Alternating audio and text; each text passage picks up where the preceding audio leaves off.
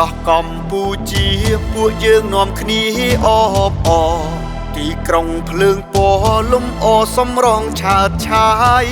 ទីក្រុងភ្នំពេញបេះដូងកម្ពុជាគយគុណមិនណាយប្រជាសប្បាយទេសចរមកលេងភ្នំពេញ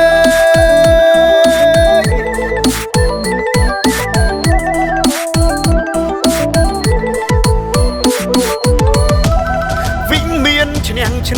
ប្រជាជួបជុំដើរលេងកំសាន្តយើងមានថ្នល់ស្ពានក្រមលុបសំដាច់ដែលចូលធិបតីវត្តភ្នំសារៈមន្ទីរដីទឹកទន្លេចាក់ទៅមុខមង្គល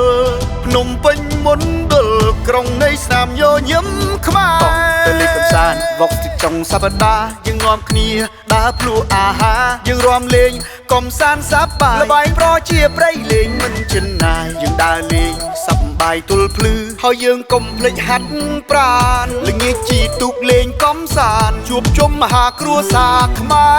រ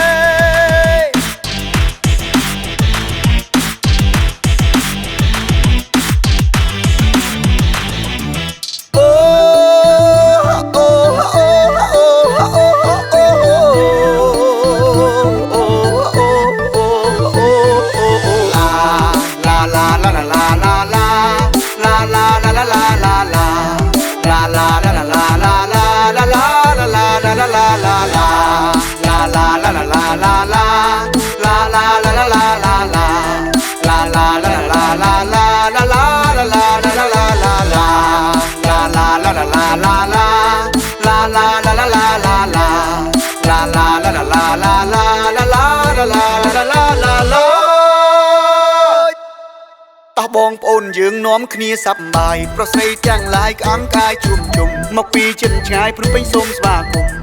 បងស្ទីតសាទឹកទីក្រុងប្រជាជួបជុំមុខប្រាំងរាជវាំង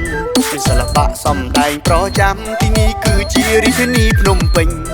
ញញឹមសូមស្វាគមន៍ទទួលបងប្អូនប្រុសស្រីញញឹមសូមស្វាគមន៍ទទួលបងប្អូនប្រុសស្រីញញឹមសូមស្វាគមន៍ទទួលបងប្អូនប្រុសស្រី